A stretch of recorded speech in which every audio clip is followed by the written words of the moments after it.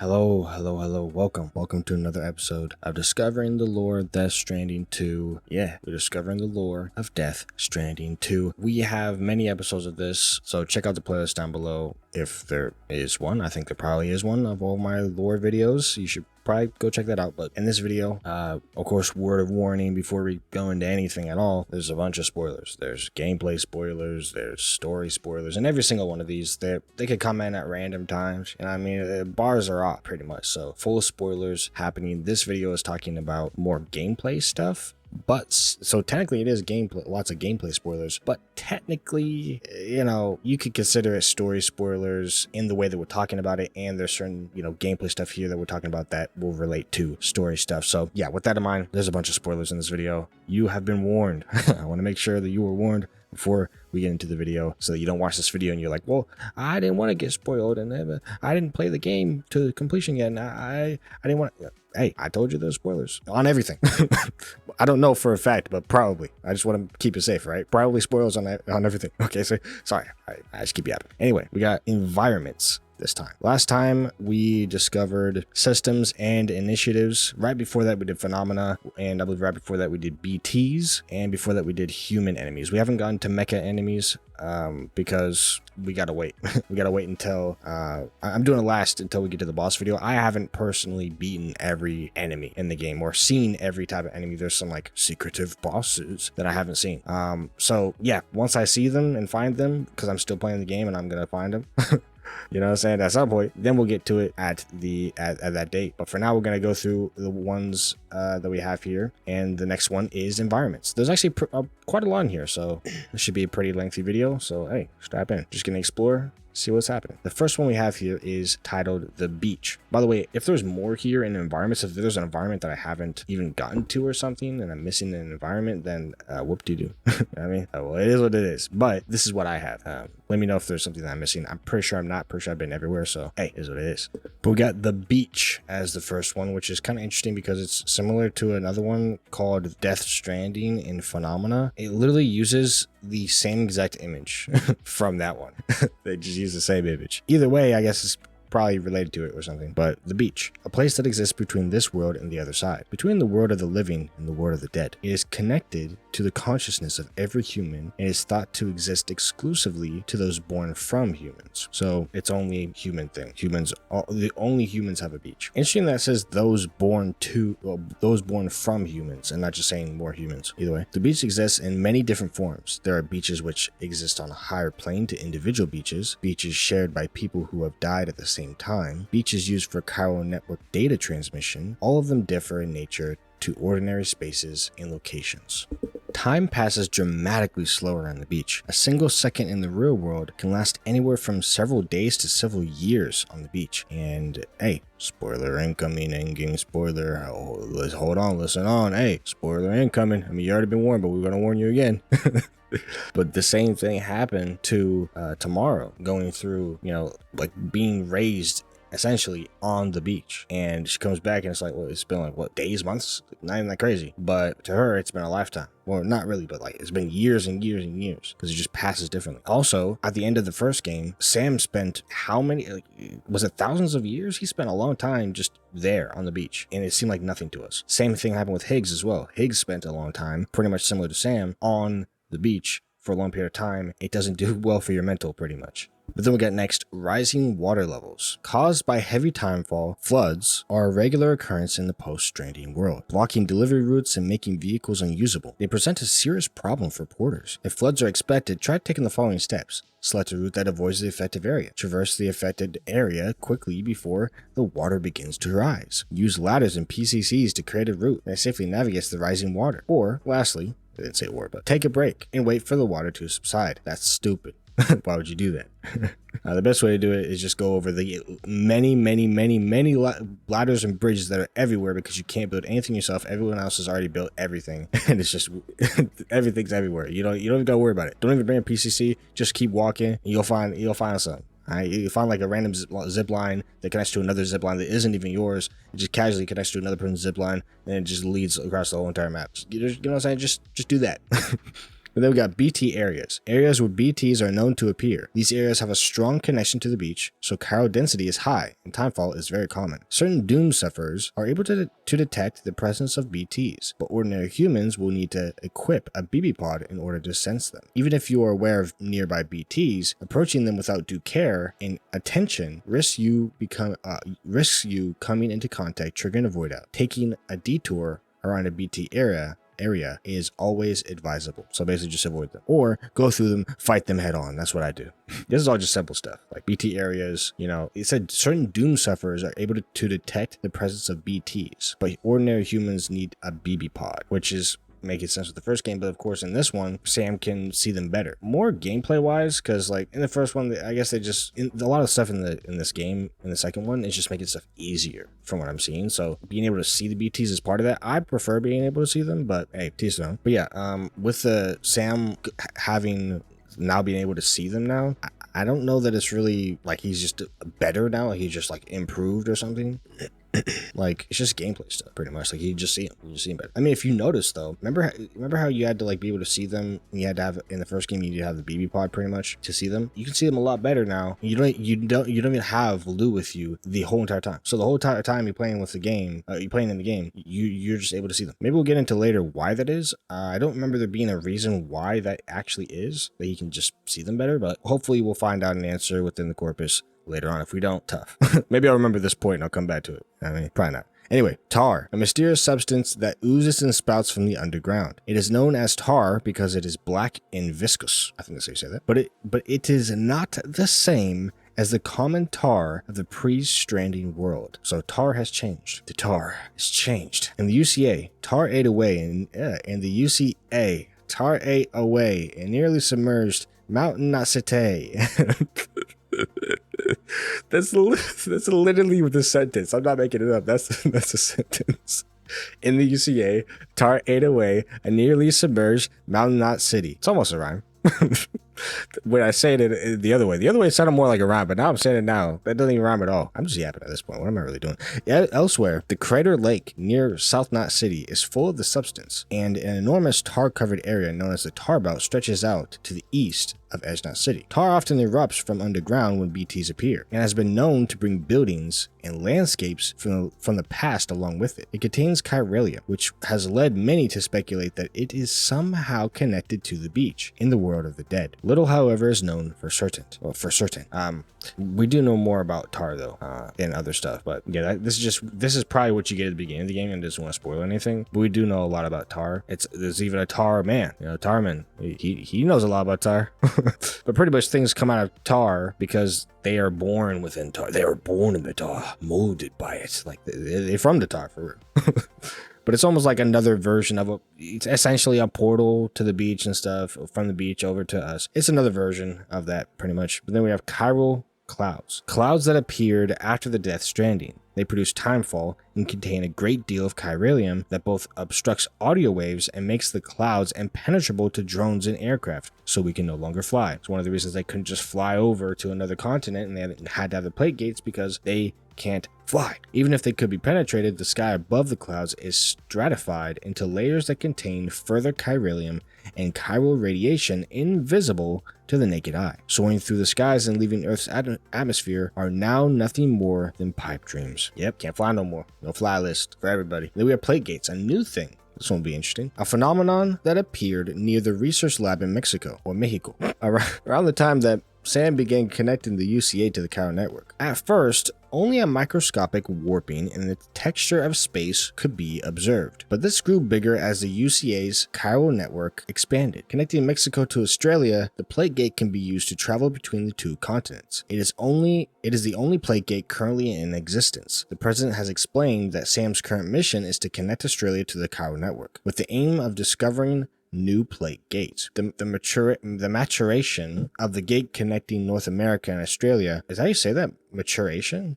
Only occurred after the UCA was fully connected to the chiral network. This suggests that gate materialization, hey, read today, bro, is tied to the strength of a given area's link to the beach. Therefore, achieving full chiral connectivity in Australia may likely cause another plate gate to appear somewhere within its borders. It said the materialization is tied to the strength of a given area's link to the beach. So the closer you are to a beach and more connected you are, the more likely a plague gate is going to appear. Why? Couldn't tell you. APAC and the president are attempting to predict the locations of as yet undiscovered gates and the connections between them, with the ultimate aim of connecting all the world's continents and averting the extinction of humanity. An intriguing anecdote concerning mysterious gates. DNA analysis has revealed genetic commonalities between Native Americans and the Polynesian people of Oceania, indicating that they first made contact around 1200 AD.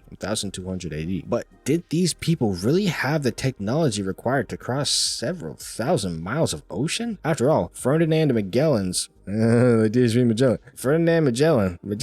circumnavigation of the world didn't take place until the 16th century. The possibility that a plague gate connected to the two continents all those centuries ago cannot be discounted. Across the Permian period and the Triassic period, all the world's landmass was joined together in a supercontinent known as Pangaea. Tectonic plate movements led to it breaking and separating, eventually forming the continents we have today. We're just getting a history lesson today, pretty much. Since tectonic shifts are continuing, however, it is expected that the continents will rejoin in around 250 million years, forming a new supercontinent known as Nova Pangaea. Analysis of the coordinates identified by Hartmann and APAC as part of their beach mapping efforts has revealed that individual beaches are also connected in a shape that bears a striking resemblance to Nova Pangaea. It has also been revealed that the plague gates which have appeared in Mexico and Australia are in locations which will overlap with Nova Pangaea when it eventually forms. This is a lot of stuff, but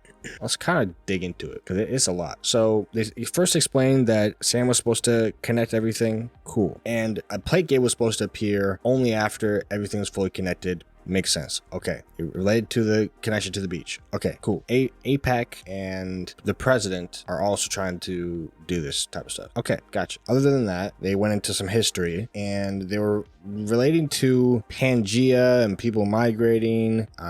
They talked about the past periods and how Pangaea was a thing, and then they can have a new Pangaea. The most important part here, I think, would be this one. We'll read it again. Analysis of the coordinates identified by Hartmann and APAC as part of their beach mapping efforts has revealed that individual beaches are also connected in a shape that bears a striking resemblance to Nova Pangaea. Meaning they're trying to say, oh, beach, they're all connected, just like we're going to connect the outside world too. I don't believe the Pangaea thing really matters. It's more of a way to say that all the stuff is connected together, right? The plague gates are connecting all the continents, and through the beach, that's being connected in the process. So it's basically just building this theme of connection that they're all being connected together. I believe that's why they're referencing Nova Pangaea also, is that we're trying to, in a sense, connect them to make Nova Pangaea, and it's already there in the beach form, but it can also be a mirror, because there's a lot of mirror concepts within the game, mirror world type of thing, where there's a mirror of the same thing happening, but it's in the real world, and that's also in essentially kind of going to the idea of Nova Pangaea and everything being connected connection. That's what I got. But either way, let's go to the next one. Tar currents. This one doesn't have an image, but tar currents. The ebbs and flows in the layer of tar beneath the Earth's crust and upper mantle. Tar occasionally seeps into the crust itself and flows very close to the surface in some places. When the tar first appeared after the Death Stranding, it didn't flow at all. But as the dead became stranded in the world of the living, an imbalance formed between them. One theory posits that this led to the creation of a tidal force that causes the tar to flow. Again, with Kojima, that's not a theory. That's just how it is. If it's a theory, if it says one theory posits, it's not a theory. This is reality, but we're going to pretend like it's a theory. The fact that tar first appeared when the Death Stranding struck, and that time appears to progress differently within it, suggests that tar comes from the beach. No one, however, has been able to confirm this. If they ever say something like, no one's able to confirm this, we can't confirm or deny, or, it's a theory, we don't know if it's true or not, no one's been able to get their hands on it, it's real. Okay. If he ever says no one has been able to confirm this, it's the same thing as the other one. If he says they can't confirm it, they already have. They already have, all right? It's a lie. It's cap. So either way, yes. It comes from the beach. The DSV Magellan uses tar currents to quickly travel great distances without having to surface above ground because, as we said, with the tar currents, they flow. So basically, we're just traveling underground through those currents, and they flow. So we're just going on like a big highway somehow, you know? But yeah, that's about it. That is pretty cool though. Then we have Australia, just Australia. The Death Stranding brought the destruction of Australia in much the same way it did the USA and Mexico. Survivors lie scattered across a handful of cities, separated and isolated from each other. Sam's current mission is to connect the Australian continent to the Chiral network, but neither he nor Drawbridge have been asked to rebuild the nation. For the UCA, the reconstruction of the Australian nation should be left to the will of his people. The private organization known as APAC is simply providing the infrastructure to establish the Chiral network. Nice propaganda that we're sending. Surely that's the case. It's like how it says, is simply. Like APAC is simply providing the infrastructure. Yeah, sure they are, bro. Anyway. You just connected it. It's just explaining Australia. That's about it. I mean, what it says is what it do. You know what I mean? I have nothing to say about that. But it did say one thing though. It says the reconstruction should be left to its people. Basically saying that the UCA shouldn't be coming into contact with it. But spoiler alert, were already involved in it, so it didn't really matter. Then we have bushfires. Bushfires were once mostly caused by oil-rich trees catching fire during hot, dry weather. Since the Death Stranding, however, most bushfires are started by Chiral cinders falling from the sky. Bushfires can cause massive damage to life and cargo and are considered a major threat by many porters. Nothing else to say here, it's just gameplay stuff. Anyway, Chiral cinders. Sudden firestorms of flaming matter. Chiral cinders are one of the primary causes of wildfires. There is no effective way to deal with them. Should you encounter Chiral cinders out in the field, the best response may well be to run in the opposite direction. Run! No one is quite sure where Chiral cinders originate. Like Chiral crystals, they are described as chiral because they're described as chiral because they are thought to come from the world of the dead. The idea that flaming dolphins, fish, and crabs are raining down upon us because those creatures have been stranded on the beach certainly makes for a compelling explanation. Like they're just mad that they're on the beach. I've been stranded. I've been stranded in death on the beach. You could call it a death stranding. There's two of them. Anyway, it is likely that Chiral cinders are just one of the many anomalies that occur from an imbalance between this world, the world beyond, and the beach. Okay, yeah, okay. So it looks like to me, this never happens. Like, this happened like one time, maybe two, I don't remember. Either way, it barely happens. It's so much so that I can barely remember how many times, even if it even happened at all. Because when have you ever put out a fire in the game after the first time you put it out? Never.